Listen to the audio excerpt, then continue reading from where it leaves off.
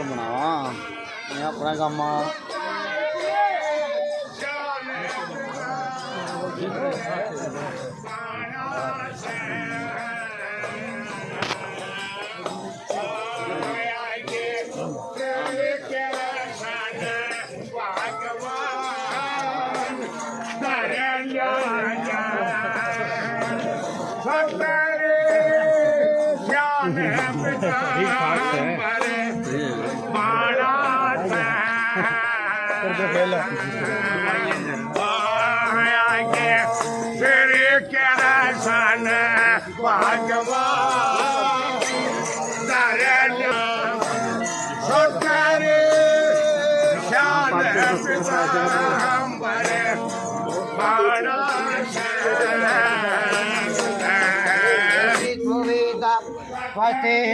हरिचो अंते भद्रम जायते सर्वः कंबितां पवित्र्य नो पवित्र जामाद्रिता ओम नमो विश्वाय भद्रम कंबितां पवित्र अंबिका पवित्र ओम श्री लक्ष्मी सहित नम महाराज श्याम पवित्र सर्वाचार्यवासी प्रियता ओम श्री मंगलम भगवान मंगलम का प्रभा ओम नमो सर्वाभ्यो नमो नमः।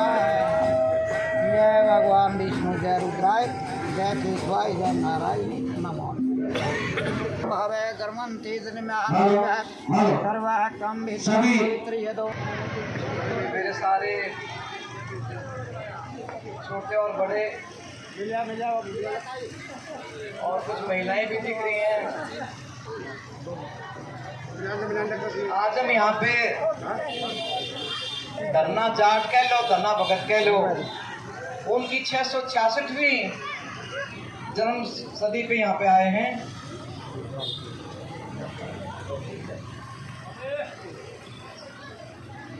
इनकी जो पैदाइश है वो तो राजस्थान में हुई थी। गाँव है एक जिला वहाँ के एक छोटे से गांव में ये पैदा हुए थे और इनके पिताजी साधु संतों का बहुत आदर सत्कार करा करते हैं। और ये 5 साल का था छोटा सा तो एक काफ़ी बड़े साधु आए। वो कहने जी मुझे को यहाँ पे 1 महीना रहना है। लगे 1 महीने के चाहे 6 महीने रह लो। तो छोटा सा धंधा न्यू देखा करता तड़के उठ के अभी वो एक तो पूजा करे है शालीग्राम की और उसके बाद फिर वो रोटी खावा है। तो रोज उसने देखा और उसके दिमाग में इतना असर होता चला गया जब वो चलन लग गया। संत महाराज जब चलने लगे तो कहने लगे जी वो शालीग्राम मतलब दे दो जिसकी आप पूजा करो। तो संत जी कहने लगे कि ये तो मैं नहीं दे सकता। उन्होंने रास्ते में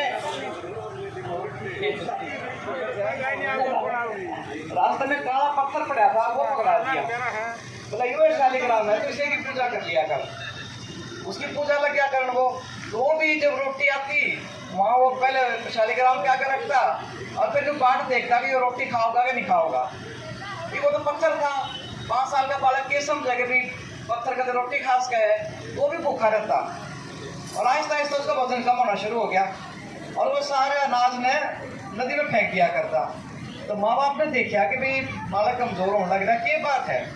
फिर एक दिन उन्होंने ध्यान कराया कि भाई ये बालक है एक पत्थर रखा है उसकी पूजा करा है उसके सारे वो जो पूजा के जो व्याकरण में फूल फाल रखा है और उसके बाद वो अपना नाज रखते हैं और रोटी को नहीं खाता। तो ये सब चीज़ें जो कृष्ण के भगत थे वो तो कृष्ण जी एक दिन प्रकट हुए। उन्होंने कहा जिस तरह बच्चा मर जाएगा अगर रोटी नहीं खाओगा तो उन्होंने क्या करा जैसे ही उसका वो भोजन आता वो खाना उठा लेते। फिर धन्ना भगत ने देखा कि ये तो सारा खा के मैं तो भूखा रह जाऊंगा।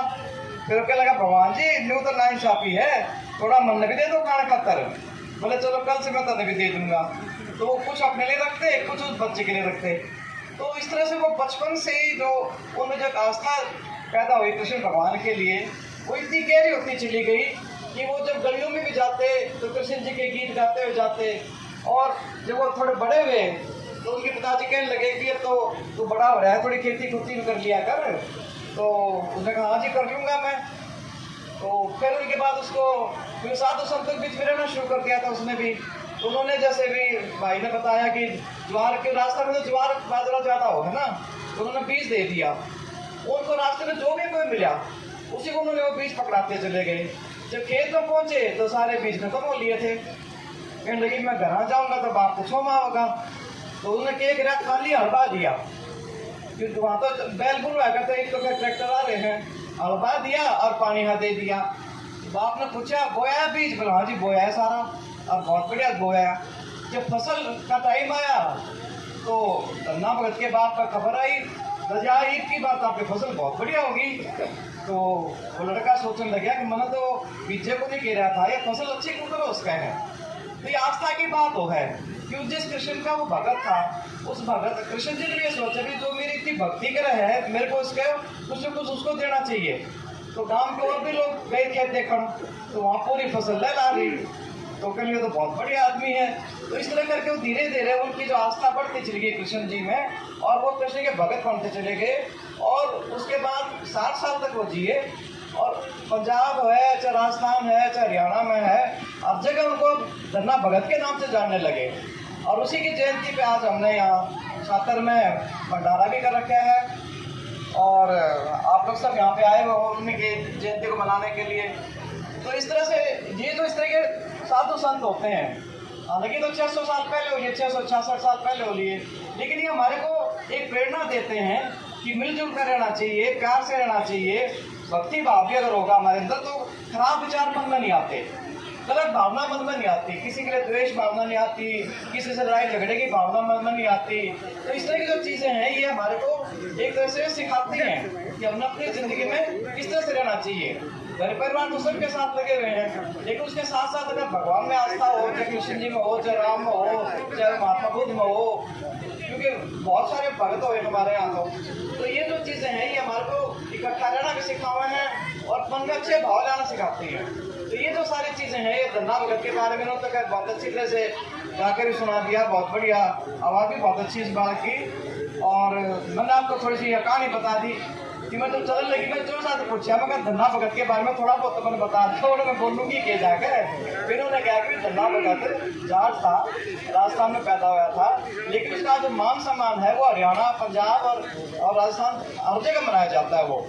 तो हमारे तो बड़ी खुशी की बात है कि हमारे भी यानी इस तरह के भगत होने लग गए। तो ये सब चीज़ें मैं आपने बताना चाहूँगी। बाकी आप लोग, मैं आपके लोगों के बीच में आपका बहुत बहुत धन्यवाद। नमस्कार।